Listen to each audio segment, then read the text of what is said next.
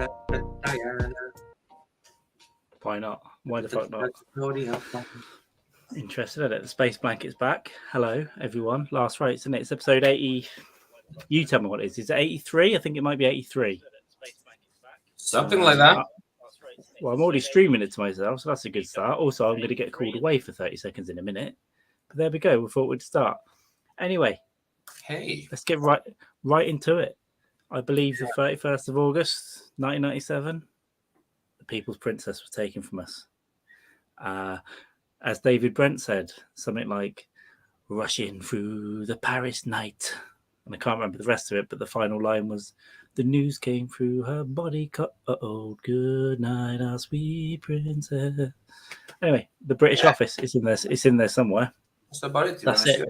Yeah, that's press subscribe. If you haven't, do it all. Press all the buttons, all things, all the time. With me, of course, is Jamie Dykes. This episode came as a byproduct of me walking into a shop and seeing the Daily Star headline. Legit newspaper. Spies may have clipped Princess Diana's car. So there we are. Jamie Dykes, follow us both. Follow Last Rites Pod, all that shit. Yeah, that's it. Right, we've kind of prepared a little bit, I guess, today. I think the shock will be bullet points and stuff. I mean, we could sort of simplify this whole podcast. We could just do what we normally do and just get drunk, and we could simply say, bumped off by the establishment, end of pod, let's get drunk. Yeah. We're not going to do that today. We're going to... The Illuminati did it in lizard form.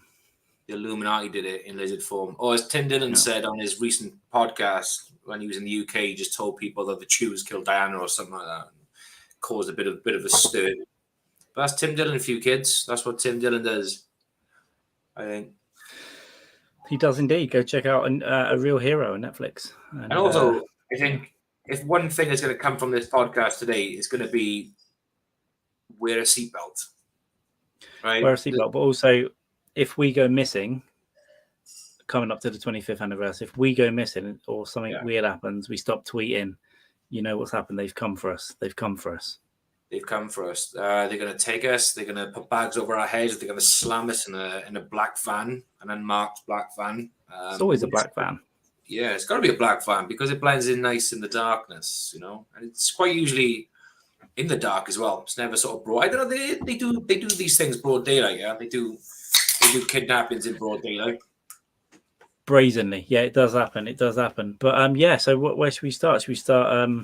What are we doing? Setting a scene, setting a context. Set the scene, set the context. So I know, obviously, a lot of our streaming base is obviously from the States. Yeah, so they probably have a good idea of who Princess Diana was, what happened. They got the general idea, but basically, Carl, it's your podcast, so I can do the introduction, or you go away. I just got a simple. Yeah, I get. What I was thinking of at the beginning was where you've got basically an arranged marriage to 16, 17-year-old girl. I think she might have been older when they got married, but when they got together, they were young. He was dating her sister anyway, on Prince Charles, and then went on to the little sister, which is always a good move, right? You always fancy listen, I've been in relationships where you look at the little sister and think, why couldn't I have had that one? She's cooler and prettier than what I've ended up with. Yeah, give her that 5 years. She's aging. She's already 22, this one. What are we going to do? Yeah. She looks and sounds like a man, but this one, Been there. So he's in love with the horse face, Camilla Parker Bowles. They have to get a. I thought it was Jessica Parker. Or was that a twin? Yeah. Same thing. Yeah, same thing. I can't even think of another double barrel surname, but yeah, they have to get a virginal white wearing bride, and they decide to get Diana. Lovely. So she's unhappy for years in this secret. Everyone thinks that it's brilliant. They're all flag waving, like my mum and that. They're all flag waving, thinking it's amazing. And then it's not so amazing behind the scenes because there are 3 of us in this marriage. The famous Mike Bashir panorama interview. Then we start to see, rumours of her having affairs with who ended up, and this is the fact, with Prince Harry's dad being James Hewitt, son of a goat herder. Yeah. Will Carling, sort of all these affairs and all the stuff. But she's in, in an unhappy place and all that. Going, what's the crown? I don't know what to tell you. But she decided to leave it all. Just let's leave it behind. Let's eventually get a divorce and all that. So I guess where we'll pick up is that basically, she's dating an Egyptian, the son of Muhammad al-Fayed, who owns Harrods, called Dodi al-Fayed. Pounds, yeah, dude. And lots of rumours abound that the royal family are not happy about this. She's opening her mouth. She's talking about, I'm going, this lot of fucking mental. They're giving me, I've got death threats. They're going to kill me in a car accident, all this kind of stuff, right? Doing interviews on the sly. And then, she's dating al-Fayed. They're being pictured in Saint-Tropez on a yacht. And then they go to Paris. So I don't know. Yeah, have you got any other scene setting stuff you want to? No, you pretty much sort of summed it up. I was going to go on a sort of streak which you just done, but I thought, your pod, you give the introduction. You do it in a more articulate way than I could have done. You didn't put any F-bombs in there. I would have slammed them out. But yeah, that's pretty good. Set the scene there. It's kind of romanticized. I like it. Fun, right? Do like if you look at the photos of these two, like for their short little love affair, compared to like some of the videos and footage and photos of her and Charles. Whoa, yeah, she couldn't stand him, man. She couldn't stand the guy. She's having fun. She's getting something exotic. I was trying to say, with lots of lots of money floating around, and money she can spend for once instead of just being told what to do the whole time. Yeah. What was her divorce settlement? 20 million, something stupid. I've no idea. I can't even remember any of that stuff. But yeah, then they go from there. They're getting papped all over the place. So rumours abound of an engagement and all this and a pregnancy. And then they go to Paris. And we all know what happened in Paris. She didn't leave. Didn't leave alive. Didn't leave alive as she went in. Yeah. Well, it's as simple as that, really. Because the night now, it was 30th of August. They were in the Ritz Hotel, yeah. Owned by Muhammad al-Fayed, the cool dude. You might know him from the Ali G show, guys. So they're at the Ritz Hotel. They came out of the Ritz Hotel like early hours in the morning. Didn't they have to use like a decoy car to sort of fool the paparazzi and the decoy car? So I'll try and show you. We can bring it up here. They figured out the ploy. We're not messing around today. So they're in here, in this sprawling hotel. Loads of press waiting outside because they're getting papped everywhere, obviously. And then, they sneak out the back down this little road here and scoot off. But then all the press out the front realise we've been done here. Let's start chasing them. We've got to catch up. Big time. So they put the foot down, Chevy to the levee. They go for it. They get in it. Driving through red lights and all sorts of shit.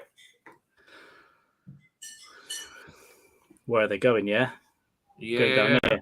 Well, initially, I don't know if you know Paris, but it's a pretty flat city. It's got a little river through it, like London, except it's Paris and it's called the Seine and not Thames.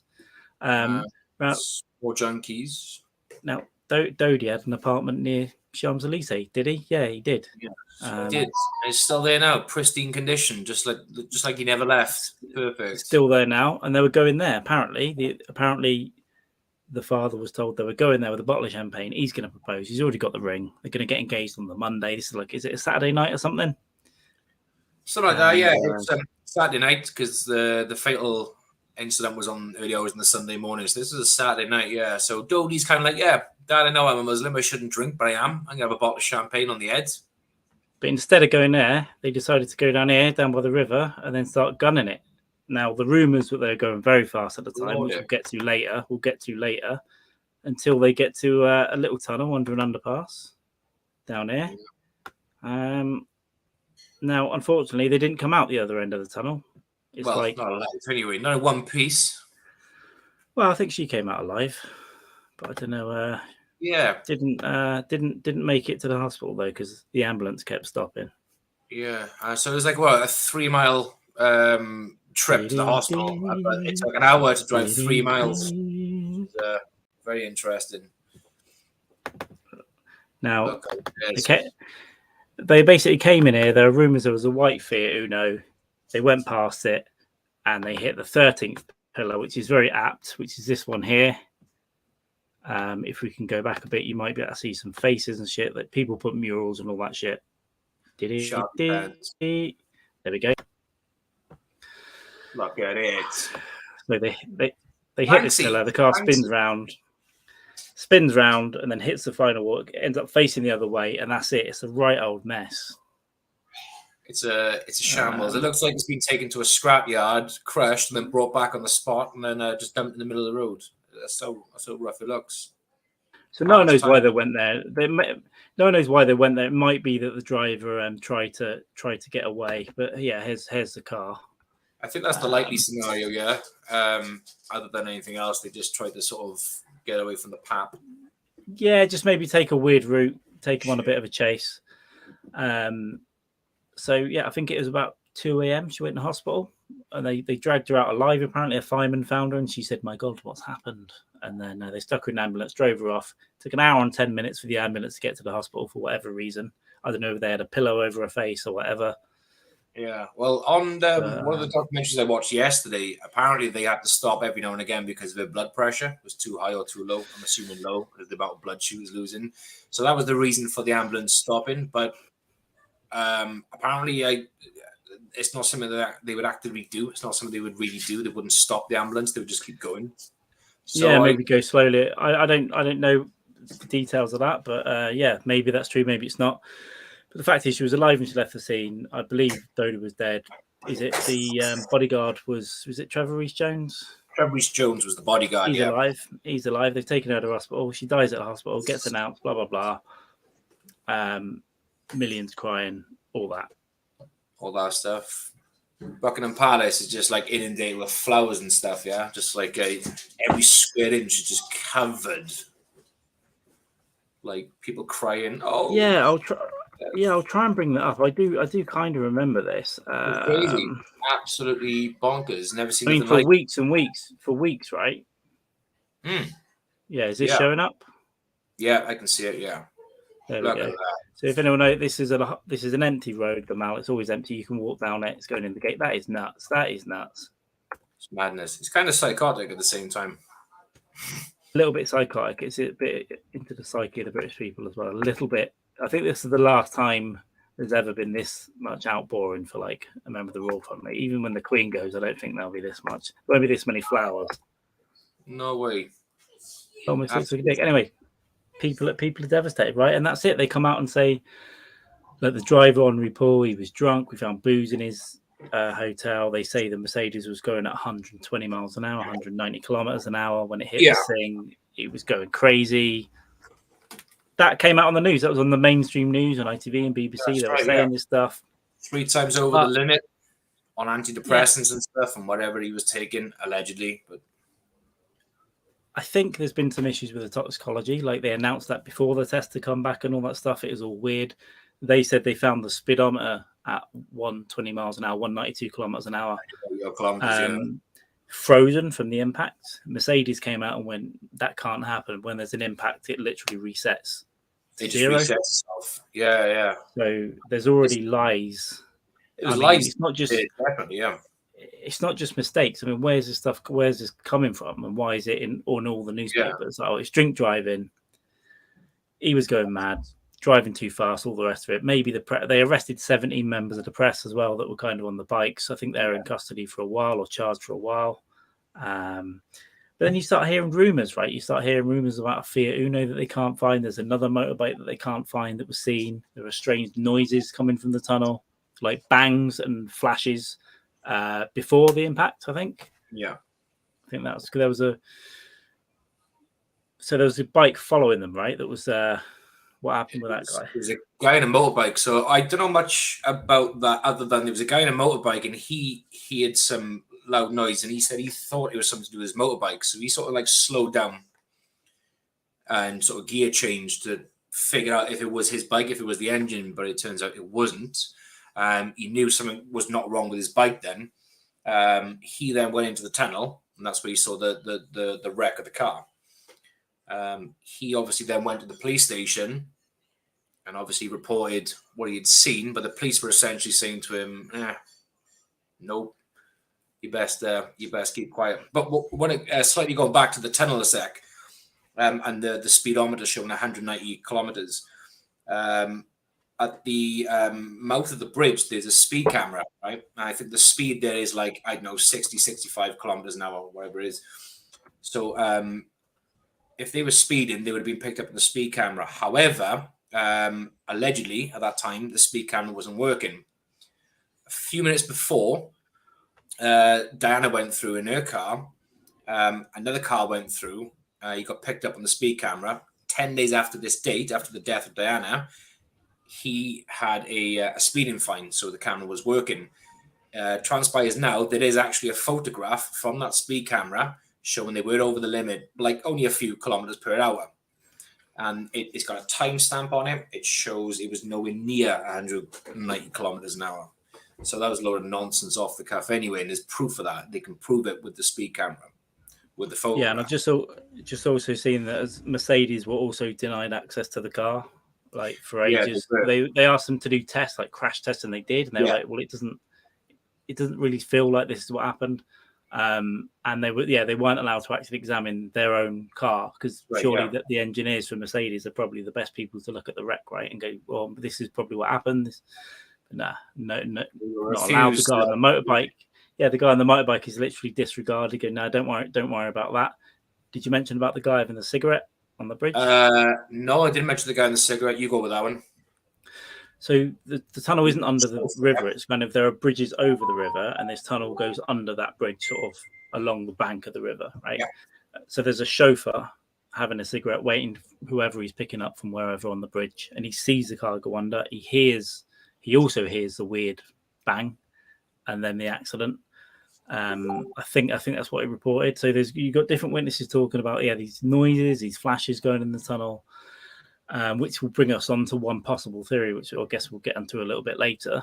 But yeah, I mean, she's dead. There's some weird, funky stuff going on. There's a Fiat Uno that's gone missing. They're telling porkies about the speedometer and potentially about the drink driving of the driver as well, because we start to see CCTV of him leaked out not long before. He's bending over, he's tying his shoelaces, he's walking around, he's looking normal. The amount of booze they're saying he had in him, he would be wobbling, he'd be all over the place. He couldn't string his head together. He was that. She had a bodyguard with him, and it's his responsibility to keep her safe. So there's no way he's going to stink of booze. He's going to look drunk. There's no way he would have let that guy drive the car. Things just aren't adding up. Now the reason for the deaths was literally they didn't wear seatbelts. Right? If they would have worn seatbelts, the Trevor Rees Jones did wear a seatbelt. If they had a seatbelt, she would have had a broken arm, cut thighs, smashed up ribs, maybe, black eye, all this kind of stuff. Basically, the impact caused a tear in a vein coming away from her heart, I think, into a lung area. And that it was a tiny little tear, and she died of that internal injury hours later, or a couple of hours later. So just going down, sort of segueing, going off what you just said then, obviously, if they wore seatbelts, right, it wouldn't have been fatal. They would have come off with some bumps and bruises, maybe a broken bone or two. So that leads me to think the intention wasn't to kill, it was mainly to sort of maim, send a warning, if indeed there was obviously a conspiracy behind the whole thing in the first place. Also as well, the tunnel where they crashed, within 4 hours of the crash, the whole scene was cleared up, The tunnel was back open, it had a deep clean, it was all bleached right the way through. Why they bleached, I don't know. The cleaning, you can understand them trying to get it open, I guess, because it's a main road, but they literally disinfected all the walls, all the crashes within 2 or 3 hours. Yeah, crazy, And it's a crime scene. You would think that maybe forensics want to get in there and check more stuff you can't out. keep roads closed indefinitely, right? That understandably so. But obviously the problem is what they done was a deep clean, insane. It was destroying all evidence. Yeah, and I don't know. I guess that's kind of what happened, right? And then over the years, you hear kind of theories. You hear kind of, listen, did the royal family not like the fact that she was with a Muslim? Was she pregnant? Were they going to get engaged? Well, it looks like they were going to, because Mohammed Al Fayed is saying he showed him the ring. They even showed it on a documentary. Yeah, it's like 700,000. They even showed them on a documentary. Yeah, and they had a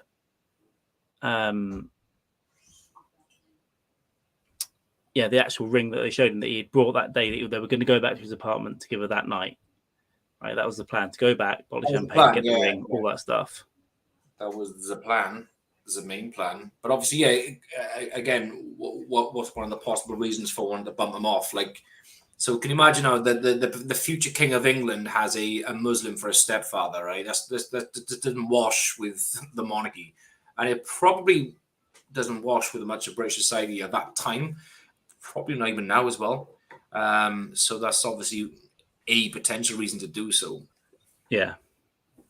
Which is fucking absolutely insane. Or did Diana do it? Was it her plan because she thought I got a ginger kids? There's no way I can continue like this. Let's just me grab the wheel and we'll go into the pillar.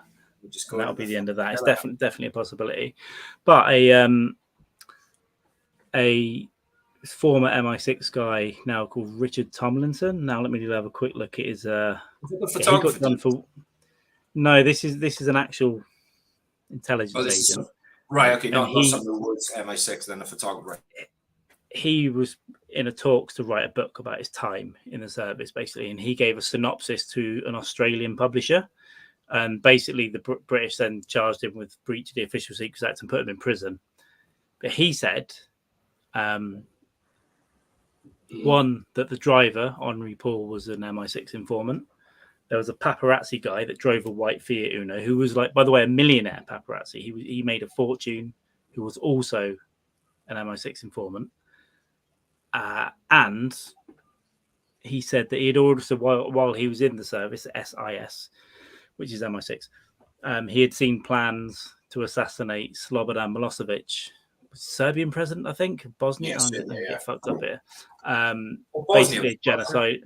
Yeah, basically a genocidal maniac.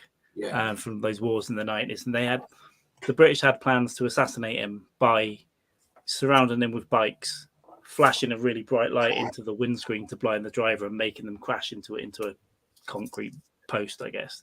And he said, well, there's rumours of a flash. There's a car that's gone missing. There's a bike we can't find. There is a witness that also, I think it's a paparazzi, that also said they saw someone go up to the wreckage and do almost like a thumbs up and get on a bike and go. That's never really been substantiated. There's no one ever found anything else about that. But he said, yeah, it has a hallmarks. If you were going to do something like that, it does have the hallmarks of a hit. Yeah. That's what they would have done. Just to slightly go off as well, I think it was Yugoslavian. So can I just check a cheeky little joke? What do you call a Yugoslavian prostitute? Go on. Slobber on my bollocks, you bitch. Anyway, back to the real stuff. I think I kind of, that's yeah, no, that is good. We'll bring out some more of them later. Obviously, Diana Stanford died in a nasty accident. Yeah. But what started this off, I went into I saw the Daily Star, which is not a very reputable source, that says Spies may have, and I think this is from another former MI6 guy, that Spies may have accidentally clipped her car and then driven off. But the white Fiat Uno, that guy did have something to do with MI6, and there was, I think it was Richard Tomlinson that was saying that photographer was off and around taking pictures of people that died soon after, or if there were a few occasions, like he was sending information back and then, people would get hit. And James Anderson, I think, he ended up in a car on fire in a field 3 years later, and he was so badly burned they couldn't identify him for a long time afterwards. So 3 years later, there's a suicide of someone who, one, is an informant to SIS, and two, was probably there.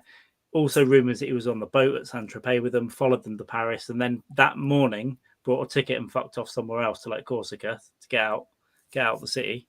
He denied ever being there. But he was there. Yeah. So it was a bit weird. Right, I'm going to have to take a 30-second if you want to quickly, I don't know, talk about something Diana related or tell some jokes, whatever. I want it to be 2 seconds. Cool. Well, this is where this is going to be something we're going to delve into more frequently. Maybe every couple of weeks or so, if any new information unfolds, me and Carl are going to get together. We're going to sort of pull up the new information. It's likely we'll even come back and sort of confirm what we said previously was a lot of nonsense due to new information coming through. But this is the first for us. We usually don't sort of delve into serious conversations. We just drink and talk absolute bollocks. I suppose conspiracy theories are people talking absolute bollocks as well, but this is done in a bit more of in a constructive way. We have notes, we've got pens, we've got paper, so we put a little bit of effort into this. Not an excessive amount of effort because we are lazy at the end of the day. But I think it was 2 days ago. Carl messaged me. He sent me the photo of the rag paper saying, "Oh, this is what's being said now. Mi6 may have clipped the car." So we thought, yeah, fuck it. Let's just let's do something. It evidently always goes down the route of conspiracy whenever you're talking about things like this, right? It's going to happen. It's not a clear-cut story. No one knows. There's no facts as to exactly what happened. It's just information and evidence, and then it leads to different paths. Me and Carl have the same frame of mind, thinking it was definitely some form of a hit or other. Whether it was deliberately done to kill, but by the sounds of it, it was probably more done to sort of like just seriously injure, to send a serious message.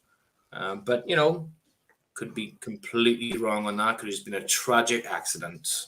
And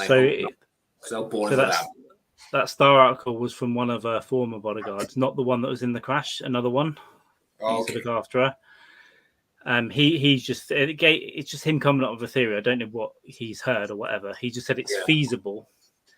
So he knows that she was under surveillance by MI6, SIS. There are rumors that the CIA were basically tracking her phone calls through Project Echelon and then passing them to MI6, and they were basically following her, which is understandable because she's a really high value, I guess, target for other people and someone you would think the establishment would want to keep an eye on. So it's perfectly reasonable that she was being followed around, maybe by guys on bikes, maybe in fear. Who knows? Who knows? Do you think one of the reasons to follow her is probably because she was to be engaged to a Muslim? I mean that in a serious way. Well, that came out that was always a rumor. I don't know how. There's never been any evidence for it, but it is a possibility. That's something we always joke about. But who knows whether that would be something at the time? Because if she just stuck with fucking, let's just say James Hewitt, for example, if she just sort of stuck around him, I don't think there'd be much attention on it. Yeah, she'd get the odd photograph taken, but I think people would lose interest quite quickly. But yeah, there was possibly a billionaire Muslim was kind of like, wow, this is. Yeah, there was possibly some dislike of the British establishment in general towards the Al Fayed family. They had brought Harrods, which is a really prestigious British store. Don't sell it then. And he'd come in and being a bit wild and carving his own face into the architecture and stuff. Yeah, so he's the father. He's the father of Dodi Al Fayed. Yeah, there's that kind of stuff. But so going back to this guy, he was saying he's pretty sure there were people following her around wherever she was, including Paris. So it's possible that during a surveillance thing, maybe they accidentally clipped a car as well, that she dived off, and then they realised, shit, we're in the shit. We've definitely got to cover this up. Yeah. There's a lot of stuff going on. It's all an unknown. For years I've been saying it's a hit. But when you think about it, it might have been. It's possible. It's quite ballsy to do that on that level, that publicly as well. When you can, poison her and stuff. But then she was passing letters around going, they're going to kill me in a car accident. Who knows? Maybe she's getting tip-offs from people. Yeah. Who knows? Hanky boy. This is the problem when you have a family that can't control themselves and can't control a dog that's in a house. When you know what's happening, they go, no, let him go in there and play. All I'm going to say is this. All I'm going to say is this. I am taking them to Paris in a black Mercedes.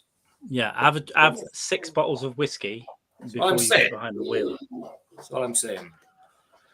But what a fucking like we discussed earlier, we said it's probably going to be one of those things, right? That more things are going to come out, no matter how minuscule it may be, but it's something that we can always come back and do, something we can always come back and discuss.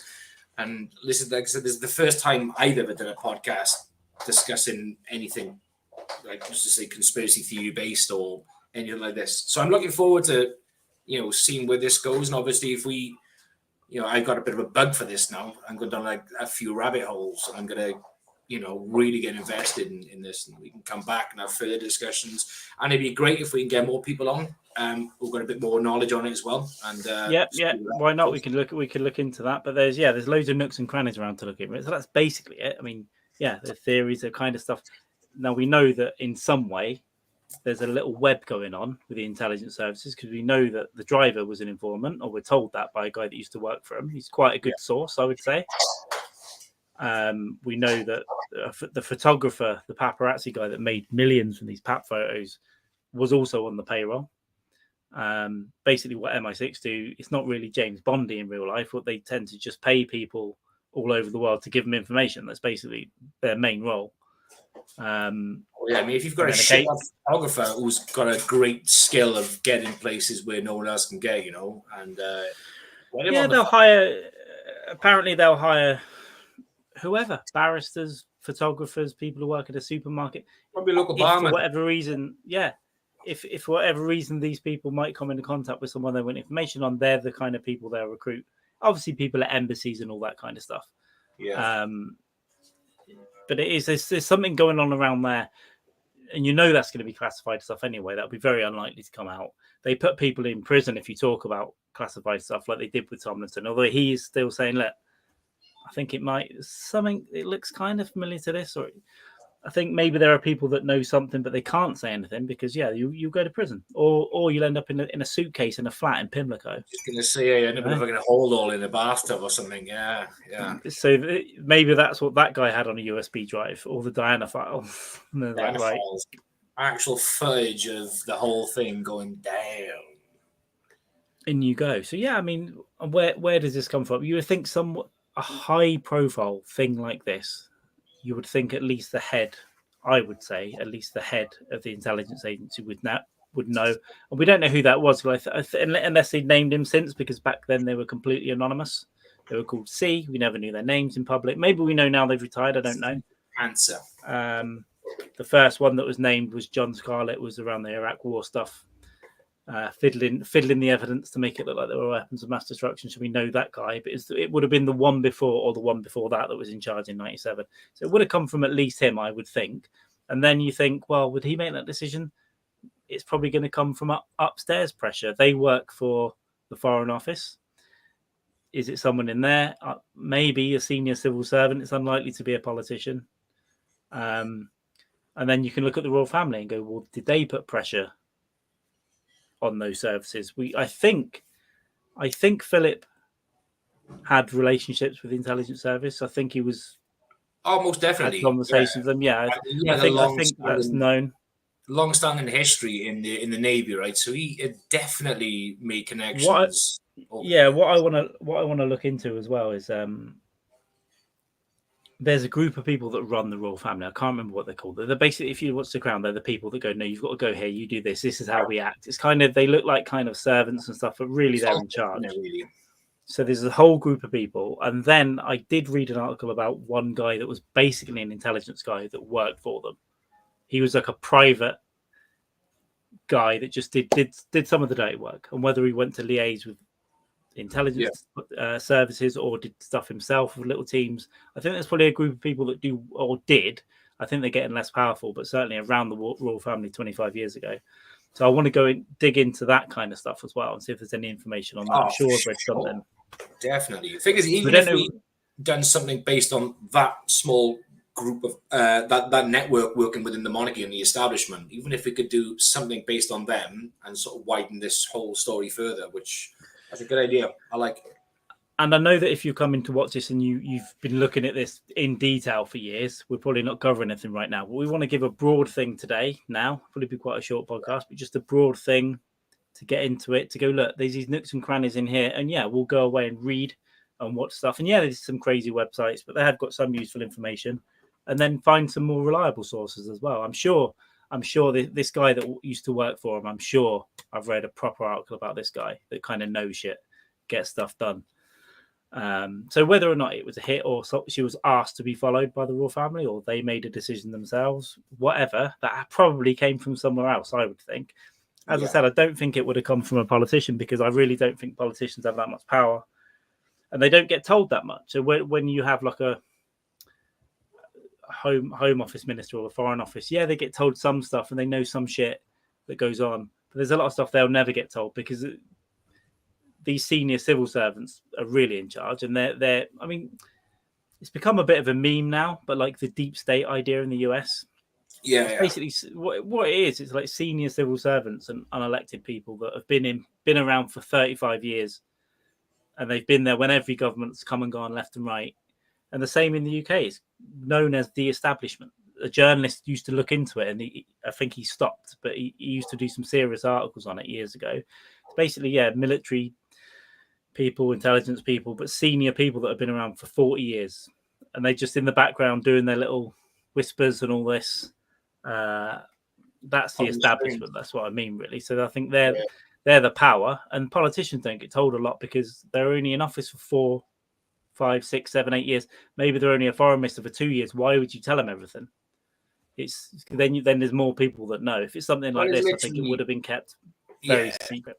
Need to know basis, like you said, politicians only got like this government's been in power now, 10, 12 years as a long time in charge, but they could be out in a few years' time. So you're not gonna get tell them the secrets of the family recipe, Well, they'll know some stuff. They'll definitely know some stuff, but there'll be plenty of stuff that they don't need. They don't need to fucking know. That's what they'll look at it. It protects them as well, because if they get asked about it, they can go, "I knew nothing about it," and it's. I don't know. I think plausible deniability.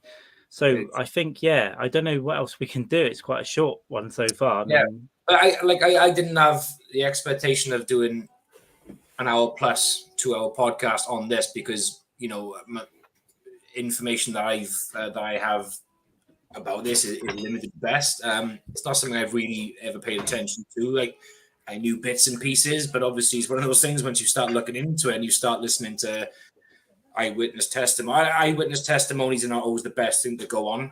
We know that, but it's just so interesting. Some of the but things there's a lot over the last few days. There's a lot of factors. There's the guy following them on the bike, the Fiat Uno that did hit the car, by the way, and they found, I think, the wing mirror. That's how they knew it was a Fiat Uno. The paint matches the one found in a scrapyard that used to belong to this James Anderson guy, this paparazzi guy. He denies being there. None of the cameras work. I think there are cameras on the route. We've never seen any other footage of the route. You see them leave the hotel and you see them in the tunnel, and that's it. Yeah. So who knows what happened? Who knows what was surrounding them? I did see a graphic.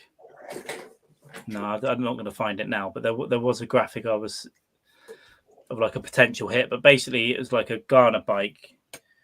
I guess the guy on the back turns around with a super powered torch and just flashes it in the windscreen. That completely disorients the driver.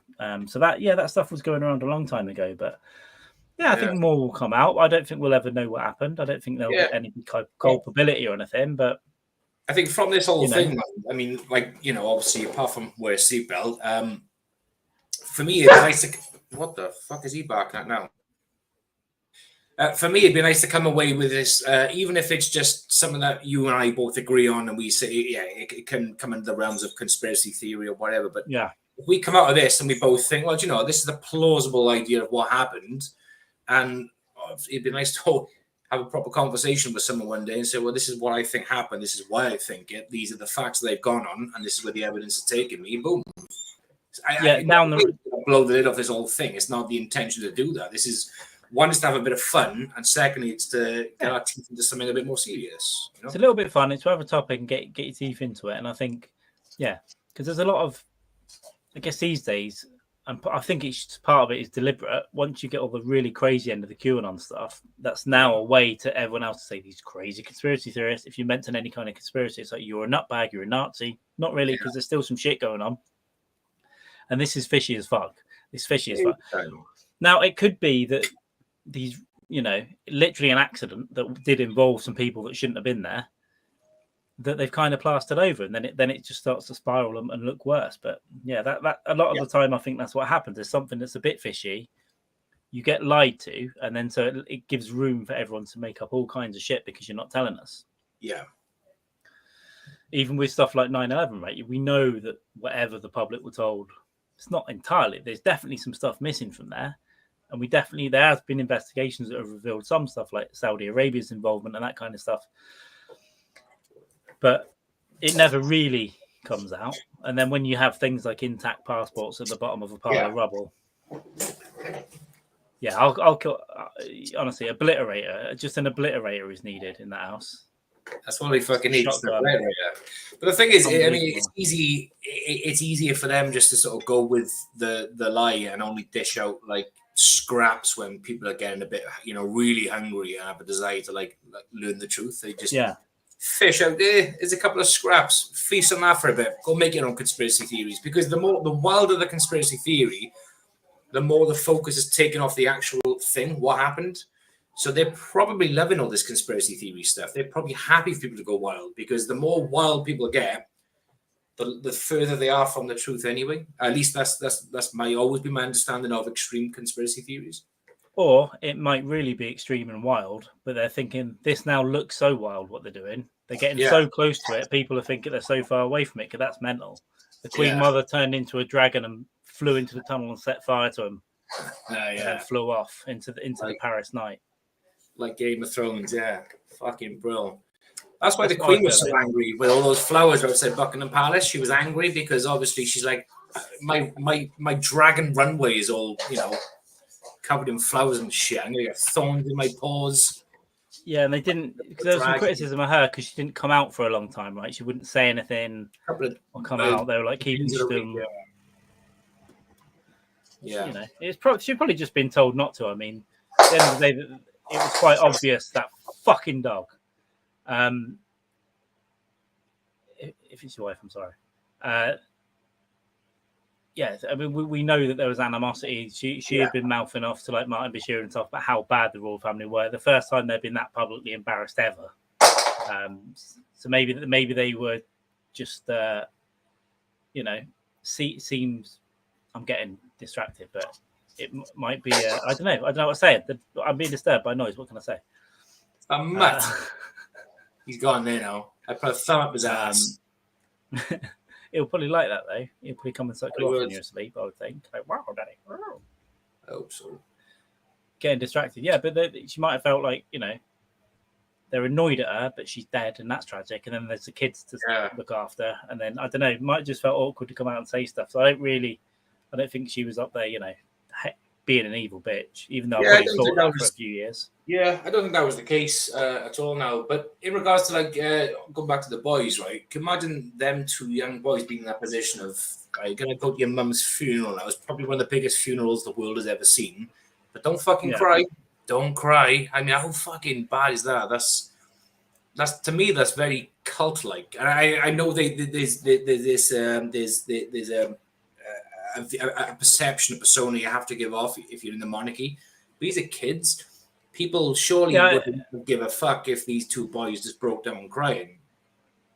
I know it's still there, that kind of like look and perception, but we in the last 25 years we've come so far. The royal family has lost so much anything that now I think probably they would just let the kids try just to look human.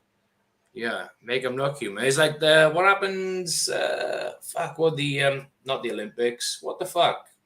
There was a big ceremony. What the fuck was it? I don't know. The two new little young boys were there. One of them was acting like a spoiled little brat, and Kate Middleton was sort of like trying to pacify him, and he was pulling faces. He was like, Yeah, George or someone, isn't it, that little shit. Yeah, they're you can see they're kind of embarrassed by it. They don't want to hit him, but they're like, he's just being a kid. I'm gonna fucking hammer you when I get home, you brat. But yeah, he was being a kid, and just let him be. But from Harry's position, or Harry's always the one who's always crying about being sad, right? And that probably fucked him up. Yeah, going to his mum's funeral and having to suppress nothing, all his emotions must have been fucking hard. He probably had a stomach also. And from their point of view, the press killed her. That's what they think, even though we know it's the Queen Mother. That's his perspective, It's Queen Mother all the time. But can you imagine what he was going through when all this Meghan Markle shit was doing its thing, right? He was probably seriously having these fucking thoughts of shit, man, my mum and all that bollocks. And the paparazzi have never left them alone, even in the house for whatever reason. He probably thinking it's happening again. That's probably half the reason why he's left. He's like, fuck this, let's get out.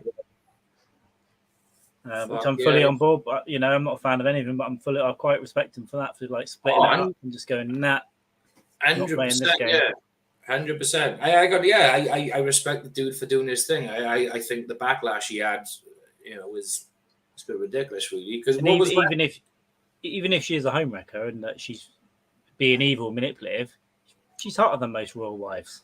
Just she is. That. I mean, Kate Middleton was okay. She's a bit more smart, I'd say. Or Markle. Can you imagine being on the dinner table and like, oh, so Meghan's pregnant? Yeah. What colour's the baby going to be? It's like, fucking what? Like that matters because they didn't. Did they actually name the source of that? Who actually said it after? I can't remember. No, they wouldn't. They wouldn't say, but it was probably Philip, wouldn't it? 100%, yeah. But that also though, maybe that not necessarily hateful. He was also an old posho that's never really been part of the real world. You know what I mean? He probably would be racist. You would think. I definitely, yeah, because there was a footage of him in a hospital, wasn't it? And there was a lot of Vietnamese nurses there, and he was shaking their hands. He said, "There's probably not many people left in Vietnam because you're all over here."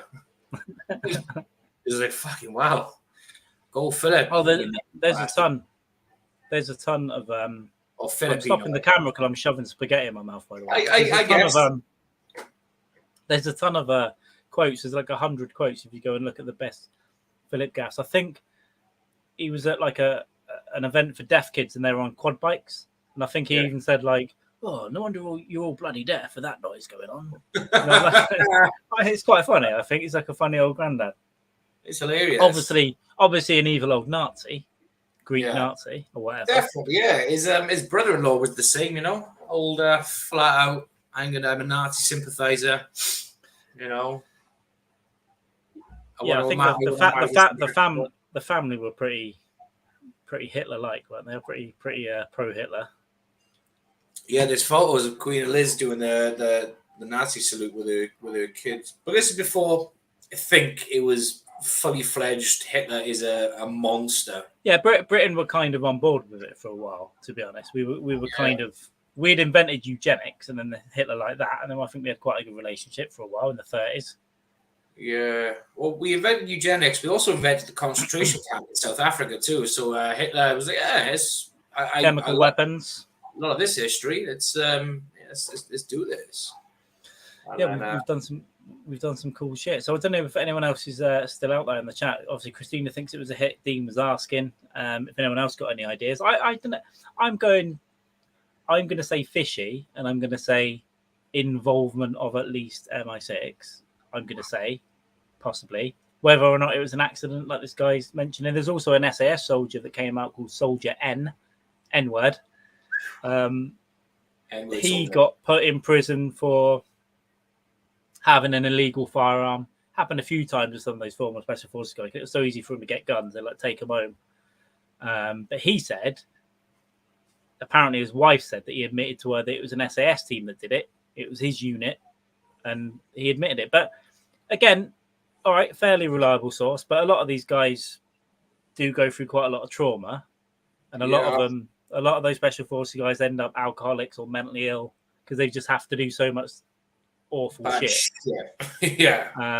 But I'm not discounting it. It's obviously, it's still a reliable source. It's saying, no, okay, because obviously, if it's not MI6, which would be the foreign intelligence agency, the other option would be special forces, right? Which would be SAS, SBS. There's been various. There's probably units we don't know about. But yeah, the SS is the obvious one. And he said, yeah, it was guys in my unit, and apparently that's what he told his ex-wife.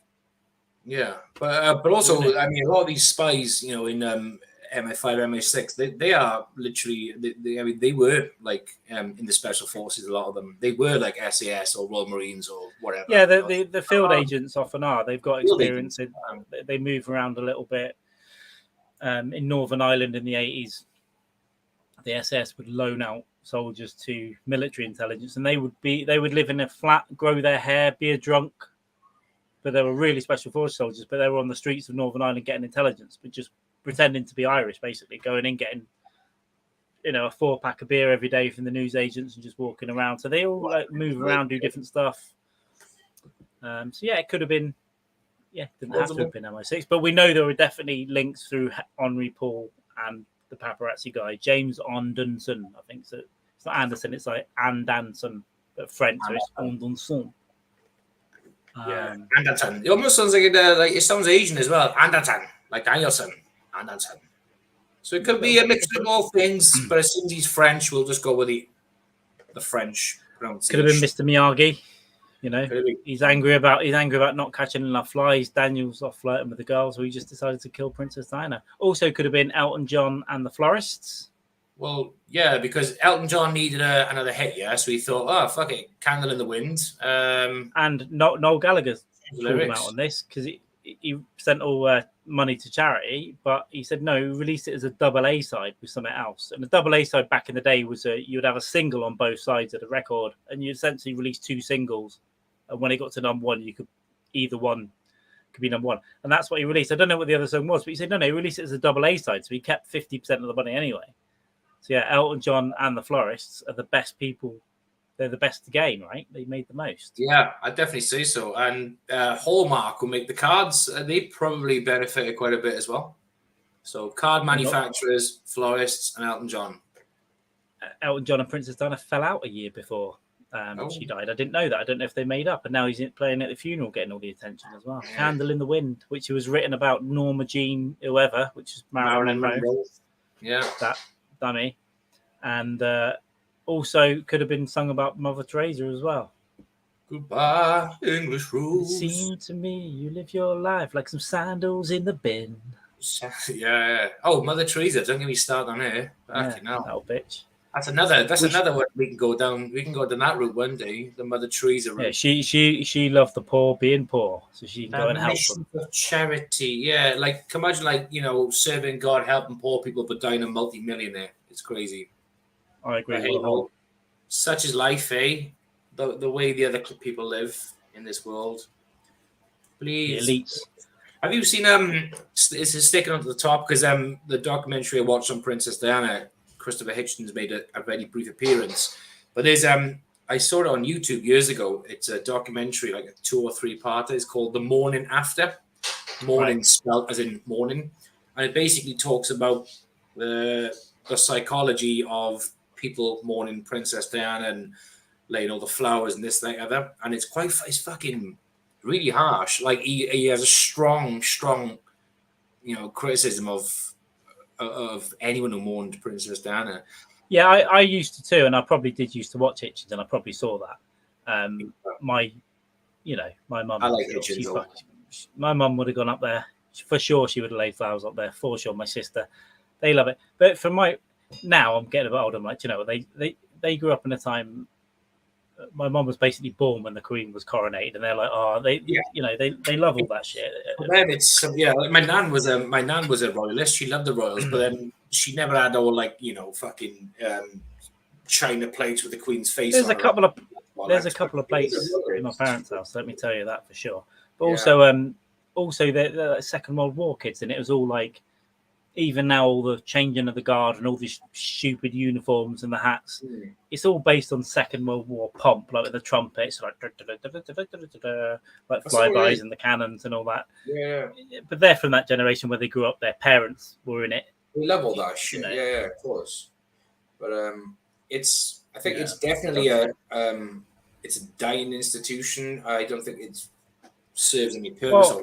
Well, I did read quite a legitimate article that William will be the last one. He'll be the last monarch. Yeah. Apparently, they've already prepared that their kids won't be king. It's not going to be what it is now, and it's got weaker every year. We know that Charlie Boy, when he gets in, is planning to cull it even more, which is a good thing. Just cut the staff down, cut what it is down. Yeah, so that's the problem as well. And keep them around a bit like, is it like Princess of Monaco? Whatever, they can just be like a little celebrity. They're just sort of like celebrity sort of figureheads, So yeah, the royal family of Monaco, there's only a couple of them there. They just turn up now and again to certain occasions. They look good. They can draw a small salary. Put the open up Buckingham Palace. People will say, "What about tourism?" Open up Buckingham Palace. You pay 50 quid a head to get in, 100 quid a head to go everywhere, or 150 for a special tour. Tourists will pay that all day long. Of course they will. Chinese and American tourists will be right in there in the Queen's toilet. They'll be down there. Open up Buckingham Palace and you're on about the Queen's safety. Get her to fucking one of her Balmoral places or whatever the fuck. She got enough places to go. Yeah, I walk past the palace semi-regularly, not all the time. But when I walk through London when I'm connecting through there. I often walk past it, and it's always busy. There's always hundreds of people outside. They'll go in every single day. They'll fill it every day, multiple tours. That money will roll in. 100%. Yeah. All that so stuff. The next time you have a fire, taxpayer won't fucking bail you out. Get people in there to fucking earn your crust, baby. Wild times, yeah. I don't think we went as crazy as people thought we'd go crazy there.